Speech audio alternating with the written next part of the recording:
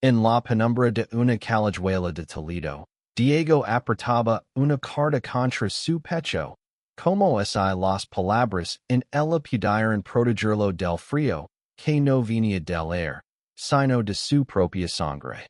La noche anterior, su padre, un hombre de rostro endurecida por el orgullo, lo había echado de casa con un grito que resonaba en sus oídos.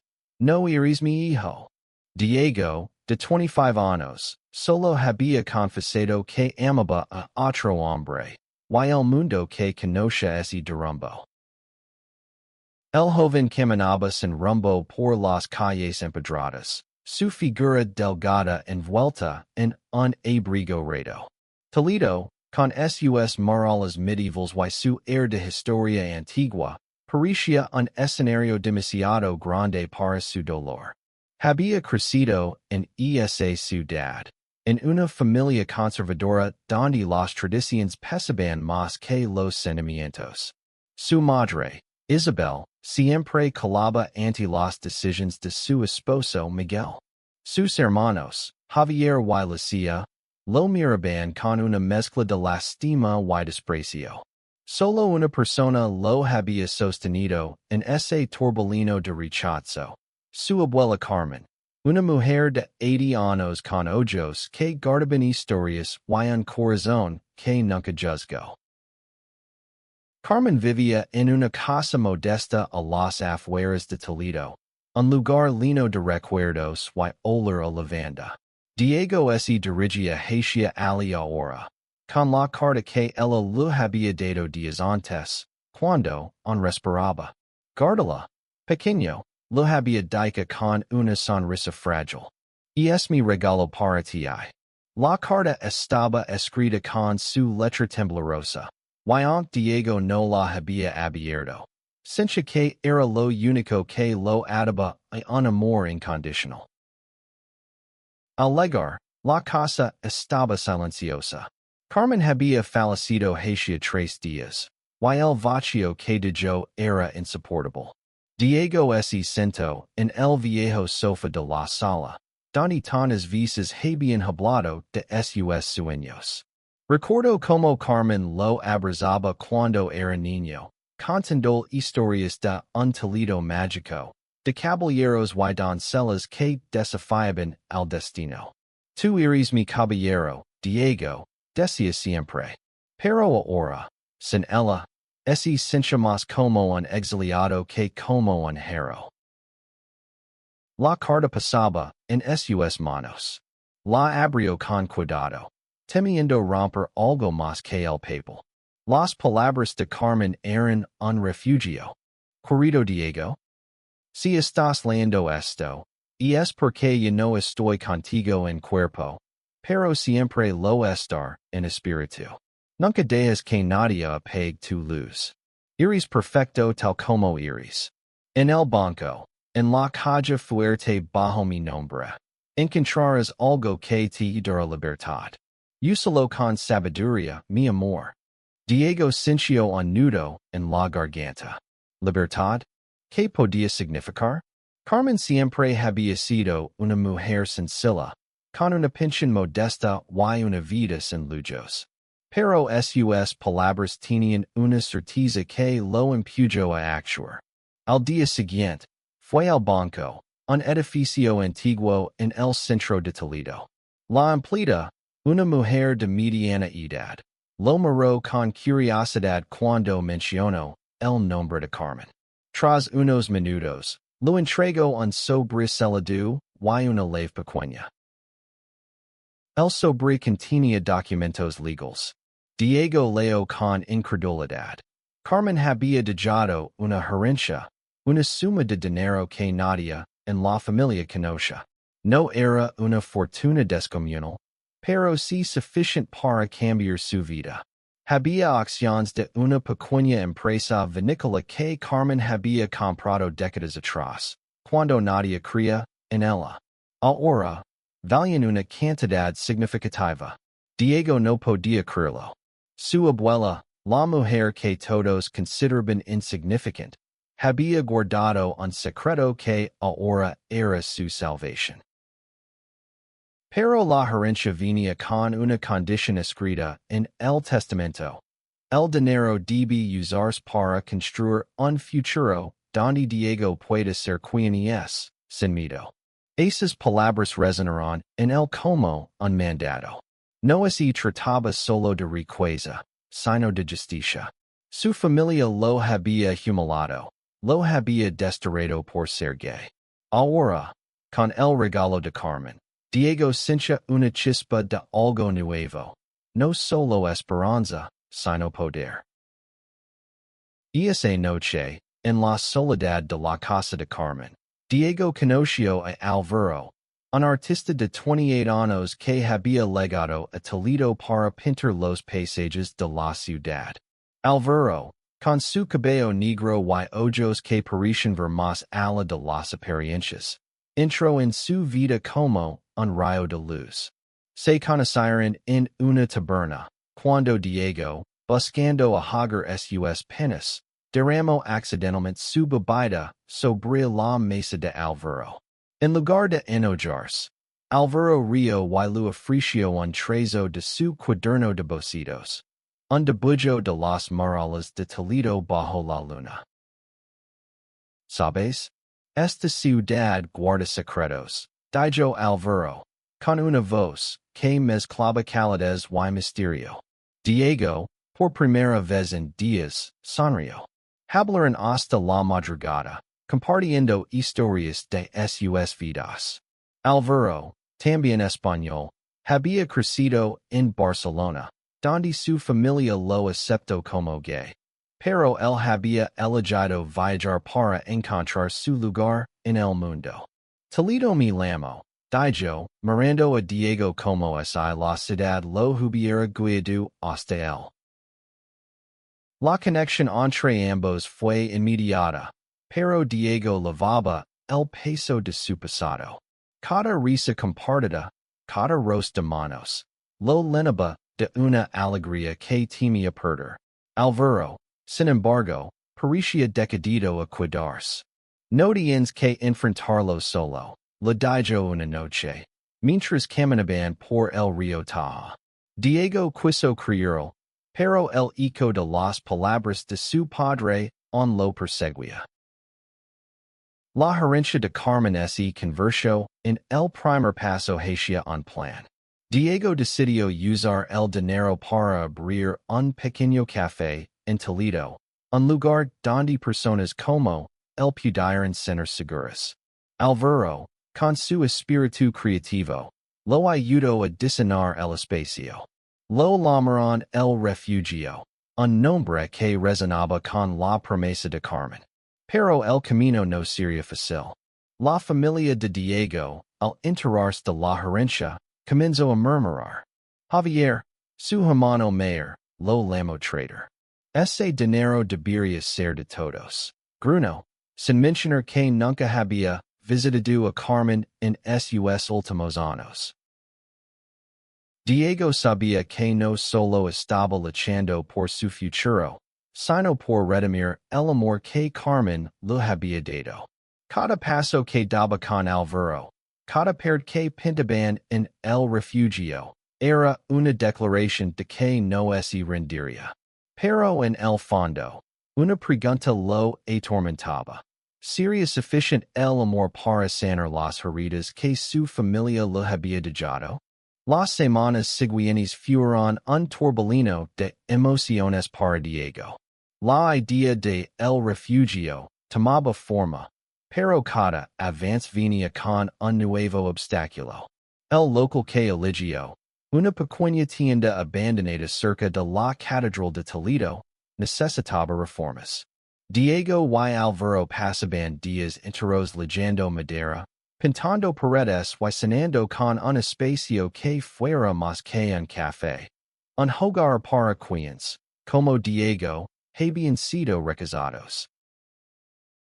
Alvaro, con su optimismo inquebrantable, traía vida a cada rincón. Colgaba sus lienzos en las paredes, Retratos de Toledo que capturaban su esencia melancólica y mágica.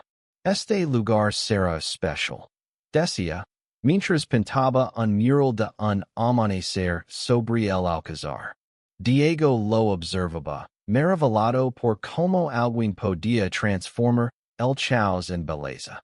Pero también sentimiento. ¿Y así todo esto se desmoronaba?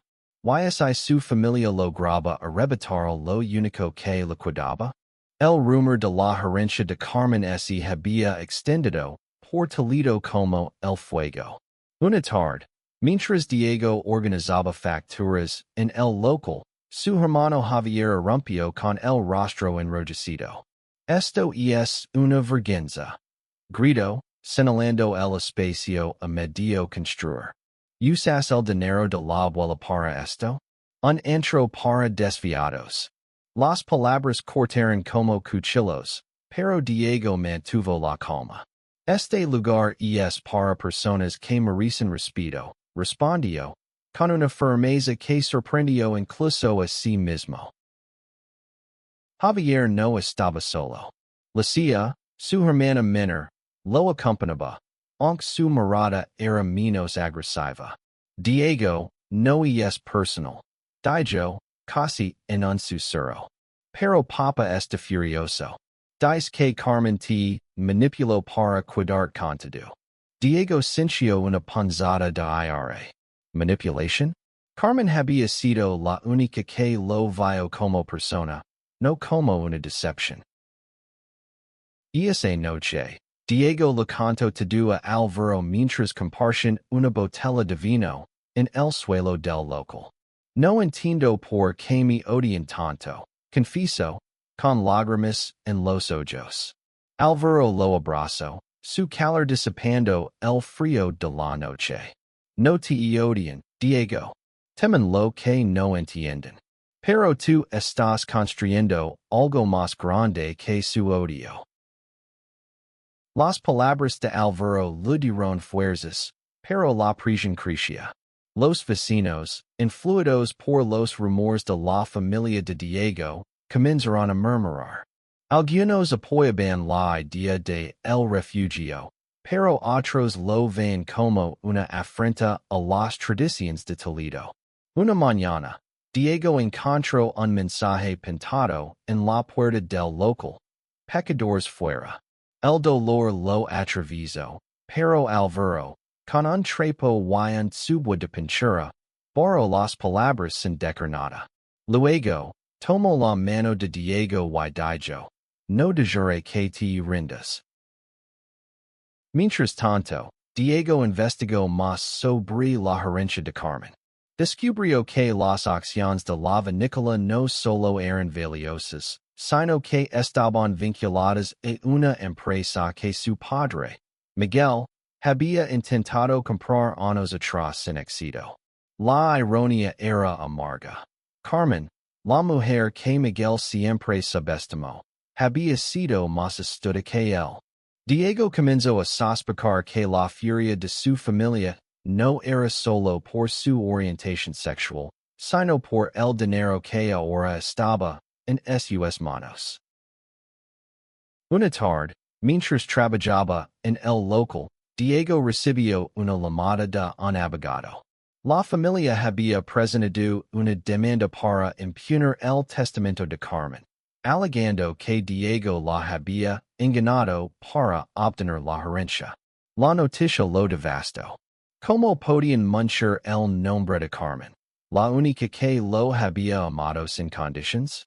Alvaro, al verlo al borde del colapso, lo llevó a caminar por las calles de Toledo.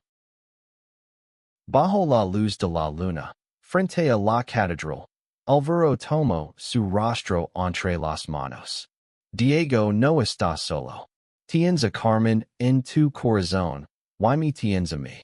Lucharemos por esto juntos. Por primera vez, Diego sintió que el amor podía ser más fuerte que el odio. Se besaron, un acto simple pero valiente, en una ciudad que on los juzgaba.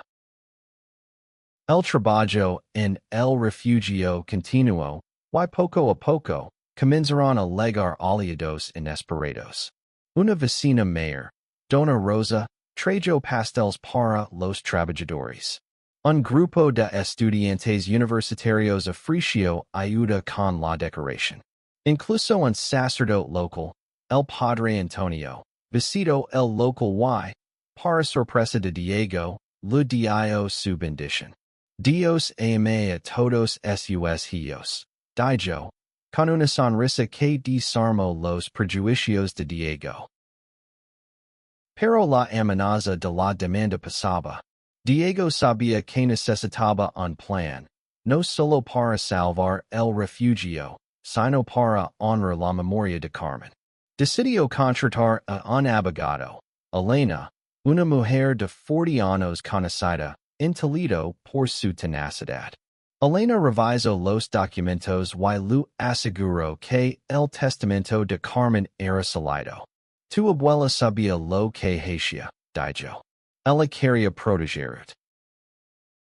Con el apoyo de Alvaro y sus nuevos aliados, Diego comenzó a ver el refugio no solo como un sueño personal, sino como un símbolo de resistencia. Cada clavo que martelaba, cada mesa que colocaba, era un acto de desafío contra los que querían verlo caer. Pero en el fondo, una duda persistía. ¿Podría enfrentarse a su familia en la corte y salir victorioso? La apertura de el refugio estaba programada para dentro de 2 semanas, pero la sombra de la demanda de su familia lo perseguía como una nube negra. Diego pasaba las noches revisando documentos con Elena, la abogada, mientras Alvaro lo apoyaba con café y palabras de aliento. Elena descubrió que Miguel, el padre de Diego, había intentado acceder a la caja fuerte de Carmen años atrás, sin éxito. Tu padre sabía que Carmen guardaba algo valioso, explicó Elena. Pero nunca imaginó que todo sería para ti. Esta revelación encendió una chispa de indignación en Diego. Su padre no solo lo había rechazado por ser gay, sino que también había codiciado el legado de Carmen. Recordó las veces que Miguel hablaba despectivamente de su madre, llamándola una vieja excéntrica. Ahora, Diego entendía que Carmen había sido mucho más que eso. Una mujer astuta que protegía su legado para quien realmente lo merecía. Mientras tanto, el refugio comenzaba a tomar vida. Las paredes estaban pintadas de colores cálidos, con murales de Alvaro que contaban historias de amor y libertad. Habían instalado una pequeña biblioteca con libros sobre diversidad y aceptación, y una esquina para eventos comunitarios. Diego cenaba con noches de polla, música y charlas donde las personas pudieran compartir sus historias sin miedo. Una tarde, mientras colgaban luces en el patio trasero, Alvaro le confesó algo que lo tomó por sorpresa. Nunca he sido bueno con las relations, dijo, mirando al suelo. Siempre me voy antes de que las cosas se pongan serias. Pero contigo siento que podría cuidar. Diego, con el corazón acelerado, no supo qué responder. Quería confiar en Alvaro, pero el miedo a ser abandonado de nuevo lo paralizaba. La comunidad de Toledo comenzó a dividirse. Algunos vecinos apoyaban el refugio, atraídos por la idea de un espacio inclusivo. Otros, influenciados por los rumores de la familia de Diego, lo boicoteaban. Una noche, alguien rompió una ventana del local. Diego encontró un ladrillo con una nota, V de Toledo. Alvaro, furioso, insistió en denunciarlo, pero Diego solo quería seguir adelante. No dejaré que ganen, dijo, aunque su voz temblaba. La demanda avanzaba, y Elena preparó a Diego para la primera audiencia. Tu familia alega que Carmen no estaba en sus cabals cuando escribió el testamento, explico. Pero tenemos pruebas de que ella era plenamente consciente. Además, hay algo más. Carmen dejó una carta notariada explicando por qué te eligió a ti. Diego sintió un escalofrío. Carmen, incluso después de muerta, seguía luchando por él. La audiencia fue un torbellino de emociones. Diego, vestido con una camisa sencilla pero impecable, enfrentó a su familia en el tribunal. Su padre, Miguel, lo miró con desprecio. Su madre, Isabel, evitaba sus ojos.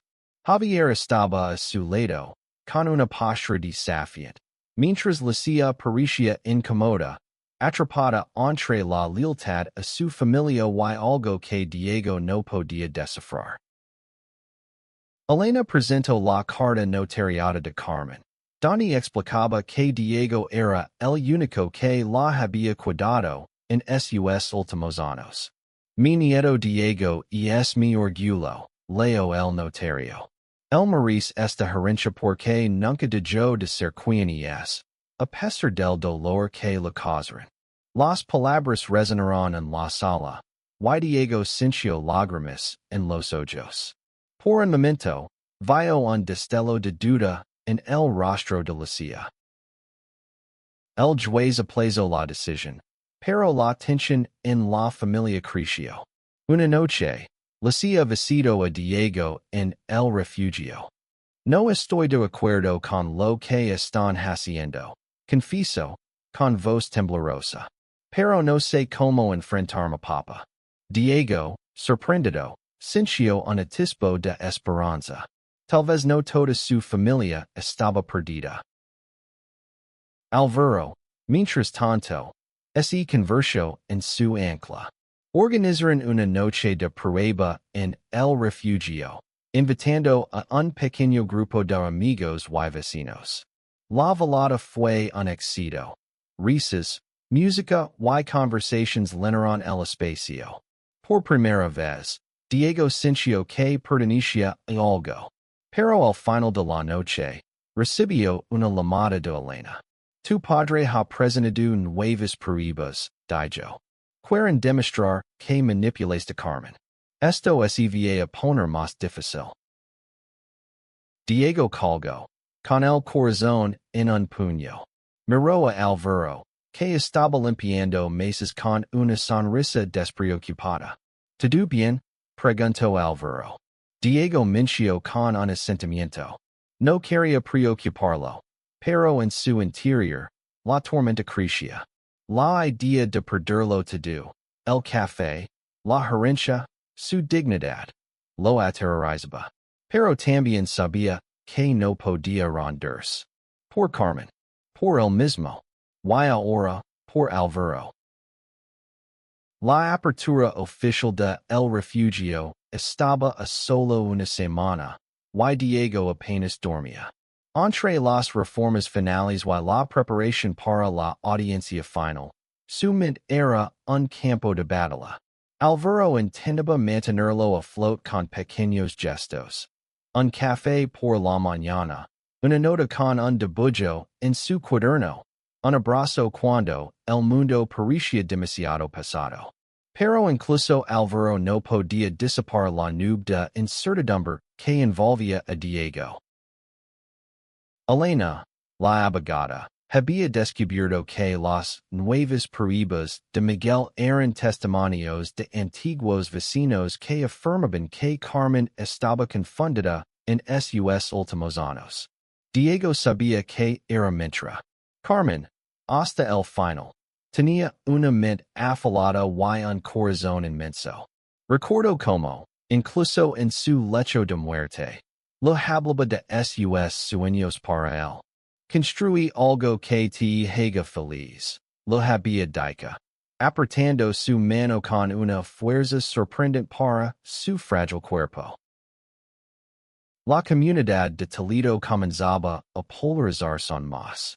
El refugio atraía a un grupo creciente de personas que veían en el café un símbolo de esperanza. Pero también había quienes, instigados por los rumores de la familia de Diego, organizaban protestas. Una mañana, un grupo de manifestantes se reunió frente al local con pancartas que decían, Toledo no es lugar para esto. Diego, desde la ventana, los observó con el corazón encogido. Álvaro, a su lado, le tomó la mano. No mires eso. Mira lo que hemos construido. Y lo que habían construido era hermoso. El refugio estaba listo. Mesas de madera pulida, luces cálidas, estanterías llenas de libros y un escenario pequeño donde pronto habría música en vivo. Álvaro había pintado un mural en la pared principal. Dos manos entrelazadas bajo un cielo estrellado. Un recordatorio de que el amor siempre encuentra un camino. Diego quería creer en ese mensaje, pero la audiencia lo tenía al borde del colapso. El día de la audiencia final, Diego se presentó en el tribunal con Elena y Álvaro a su lado. La sala estaba llena de murmullos. Miguel, con su traje impecable, parecía confiado. Isabel, su madre, seguía evitando su mirada. Pero Lucia, para sorpresa de Diego, se acercó antes de que comenzara la sesión. No sé si esto cambia algo, dijo, entregando sobre. Lo encontré en las cosas de mamá. Dentro del sobre había una carta antigua, escrita por Carmen a Isabel. En ella, Carmen le pedía a su hija que apoyara a Diego, sin importar lo que el mundo dijera. Y es tu hijo, Isabel. No lo abandones como yo nunca lo hice. Diego sintió un nudo en la garganta. ¿Por qué Isabel nunca había mencionado esa carta? ¿Por qué la había guardado en secreto? Elena presentó la carta como prueba, junto con otros documentos que demostraban la lucidez de Carmen. Los testimonios de los vecinos fueron desmentidos por el padre Antonio, quien confirmó que Carmen asistía a misa regularmente y siempre hablaba con claridad de sus deseos para Diego. El juez, un hombre mayor de mirada severa, escuchó en silencio. Cuando llegó el turno de Diego de hablar, su voz tembló al principio. Mi abuela fue la única que me vio como soy, dijo. Ella no me juzgó. Me dio amor y ahora me dio una oportunidad. No estoy aquí por dinero. Estoy aquí para honrar su legado. Las palabras resonaron en la sala, y por un momento, Diego vio una chispa de emoción en los ojos de Lucia. El juez anunció que daría su fallo en una semana, justo después de la apertura de el refugio. Diego salió del tribunal agotado pero con una extraña sensación de paz.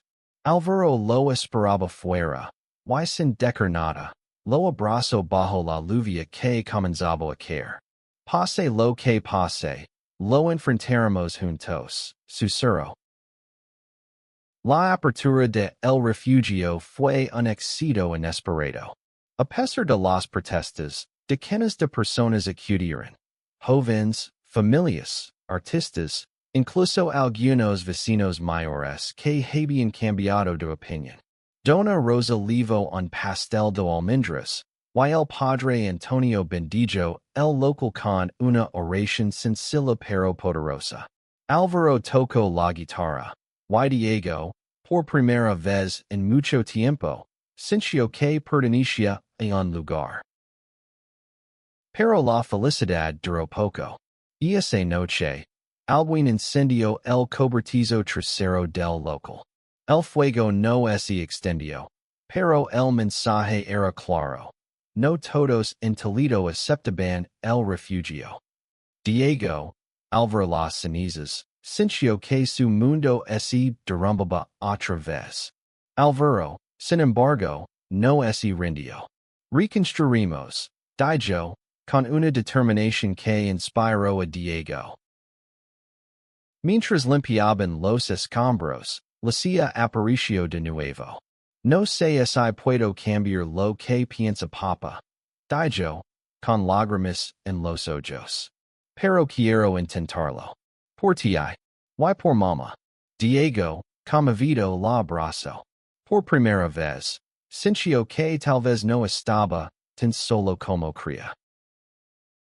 El incendio en el cobertizo de a Diego con una mezcla de rabia y determinación.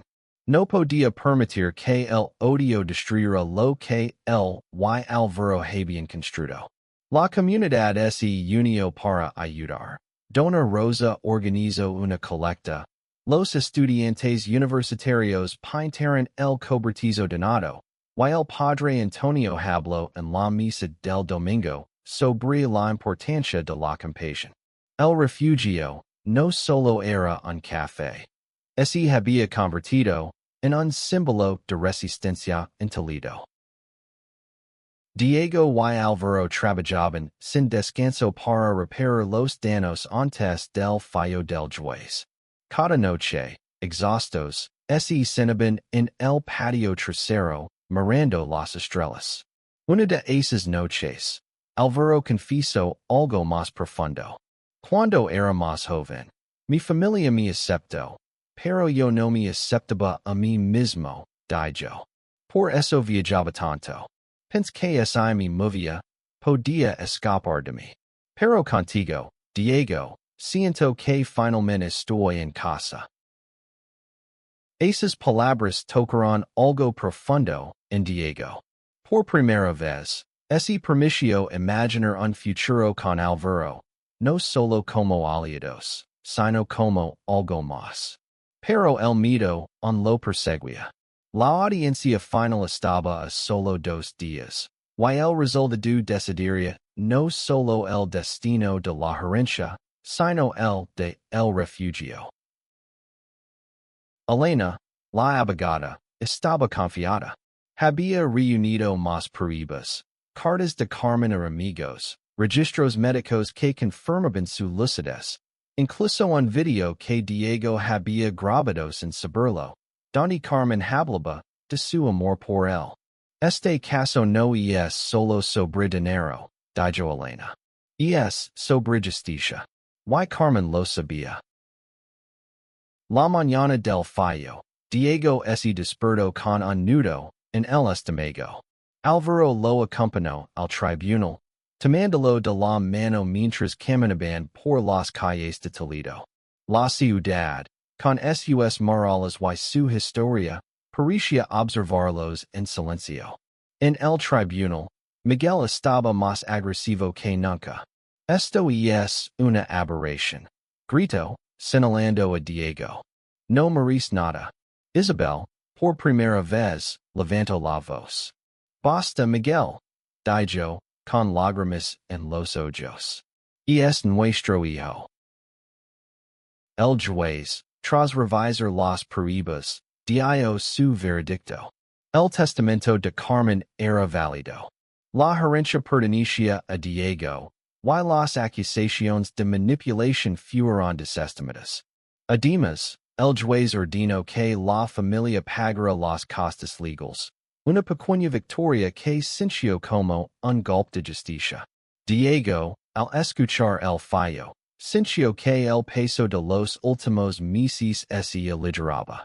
Miró a Alvaro, que sonría con orgullo, y a Lucia, que sentía con lágrimas en los ojos. Pero la victoria no fue solo legal. Al salir del tribunal, Isabel se acercó a Diego.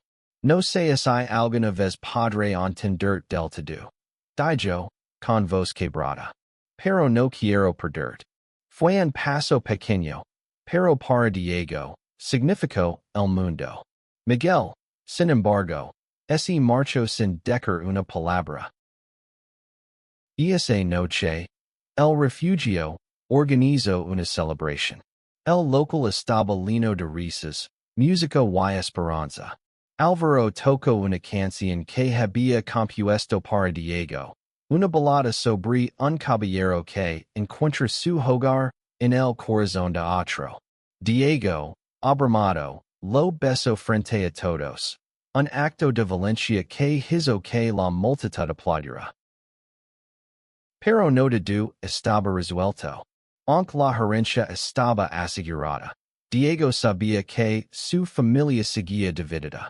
Lucia prometía mediar con Isabel, pero Miguel parecía inalcanzable.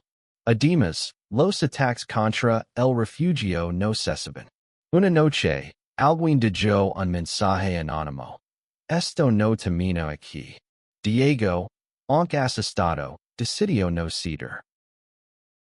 Con el dinero de la herencia, Diego invirtió en seguridad para el local y contrató a un gerente para que el refugio pudiera crecer. También comenzó a planear talleres y eventos para la comunidad LGBT de Toledo, un sueño que Carmen habría aplaudido. Álvaro, mientras tanto, se convirtió en algo más que un compañero. Era su pareja, su apoyo, su hogar.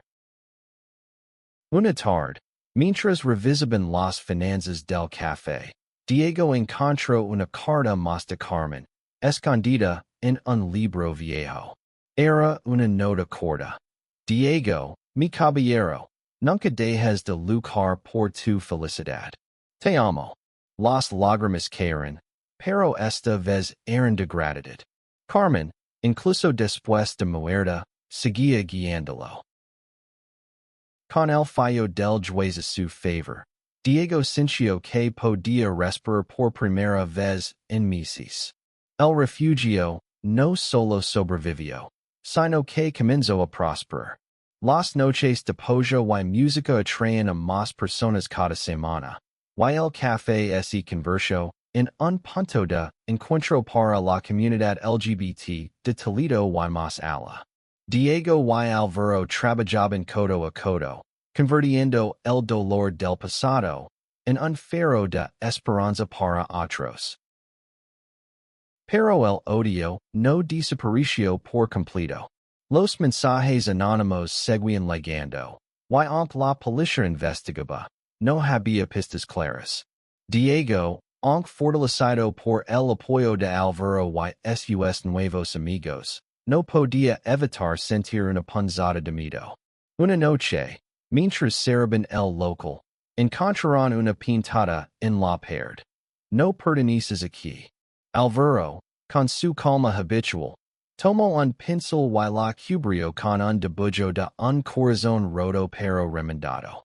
Pertenezco donde está mi corazón, dijo, mirando a Diego. Lucia se convirtió en una aliada inesperada. Visitaba el refugio con frecuencia, trayendo a sus amigos y ayudando con eventos. Una tarde, confieso que había hablado con Isabel sobre la carta de Carmen. Mamá está empezando a entender, dijo. Pero papá no sé si alguna vez cambiará. Diego asintió, aceptando que la reconciliación con su padre podría no llegar nunca. Sin embargo, tener a Lucia de su lado era un consuelo que no esperaba. Una sorpresa mayor llegó cuando Isabel apareció en el refugio una mañana. Traía una bandeja de dulces caseros, algo que solía hacer cuando Diego era niño. No sé si esto cambia algo, dijo, con voz temblorosa. Pero quiero intentarlo. Diego, con el corazón en un puño, la abrazó. No fue un perdón instantáneo, pero fue un comienzo. Mientras tanto, Diego y Álvaro comenzaron a planear su futuro juntos. Álvaro habló de abrir una galería de arte junto a el refugio, un espacio donde artistas marginados pudieran exponer su trabajo. Diego, inspirado, propuso crear una fundación con parte de la herencia de Carmen para apoyar a jóvenes LGBT que enfrentan el rechazo de sus familias. La idea los llenó de propósito, y por primera vez, Diego sintió que su vida tenía un rumbo claro. Pero el pasado no los dejaba en paz. Una noche, mientras organizaban un evento benéfico en el refugio. Un grupo de encapuchados irrumpió en el local. Rompieron mesas, destrozaron cuadros y dejaron un mensaje claro. Cierra o pagarás. Diego, paralizado, vio como Alvaro se enfrentó a ellos, gritando que se fueron. La policía llegó a tiempo, pero el daño estaba hecho. El incidente sacudió a Diego. Por primera vez, consideró cerrar el refugio. Ysi alguien sale herido, le dijo a Alvaro, con la voz rota. Alvaro, con una determinación feroz, lo tomó de los hombres. Si cierras, ellos ganan. Carmen no quería eso. Yo no quiero eso. Diego, inspirado por su fuerza, decidió seguir adelante, pero con un plan. Con la ayuda de Elena y la policía, instalaron cámaras de seguridad y contrataron guardias para los eventos. La comunidad respondió con más apoyo que nunca. Donations, voluntarios, incluso una marca improvisada por las calles de Toledo para apoyar el refugio. Diego, Alvaro decenas de personas sosteniendo carteles con mensajes de amor, sintió que el legado de Carmen estaba vivo. Una noche, mientras él y Alvaro reconstruían una mesa rota, Diego tomó una decisión. Sacó un anillo que había comprado en secreto, una simple banda de plata que había encontrado en un mercado de antigüedades. No sé si es el momento perfecto, dijo, arrodillándose. Pero quiero pasar el resto de mi vida contigo. Alvaro, con lágrimas en los ojos, aceptó sin dudar. El compromiso marcó un nuevo capítulo. Diego y Alvaro comenzaron a planear una boda sencilla, un acto de amor que también sería un desafío al odio que on los rodeaba. Lucia ofreció ayudar con los preparativos, e incluso Isabel permitió asistir. Pero la sombra de Miguel seguía presente, un recordatorio de que no todo podía sanarse. El día de la boda de Diego y Alvaro amaneció con un cielo despejado sobre Toledo. El refugio se transformó en un lugar mágico, decorado con luces, flores y los murales de Alvaro. Amigos, vecinos y aliados llenaron el local, creando una atmósfera de celebración que contrastaba con los meses de lucha. Lucia fue la madrina, radiant y orgullosa, mientras Isabel, sentada en primera fila, sonría con timidez. Miguel no asistió, pero Diego decidió no dejar que su ausencia opacara el día. La ceremonia fue sencilla pero profundamente emotiva.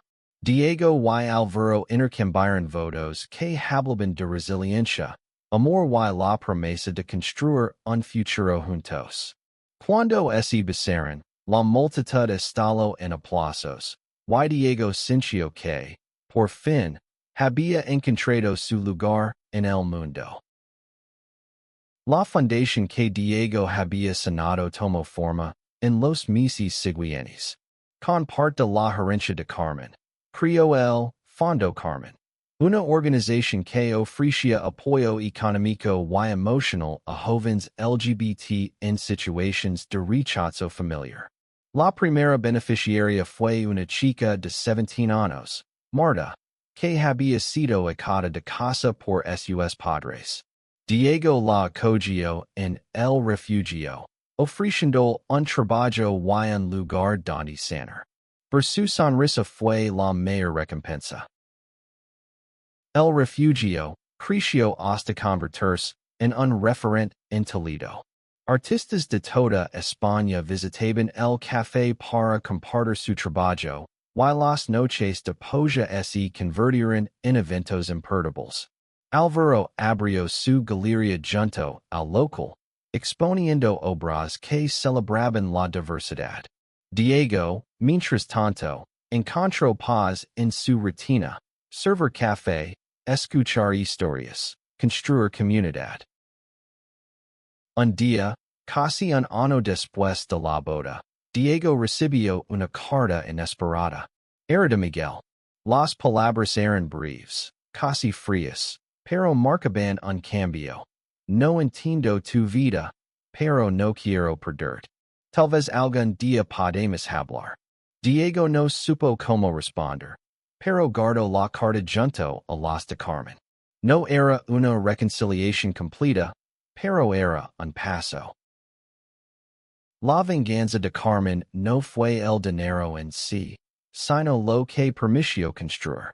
Diego, con el amor de Alvaro, el apoyo de Lucia y la guía de su abuela, transformó su dolor en un legado de esperanza.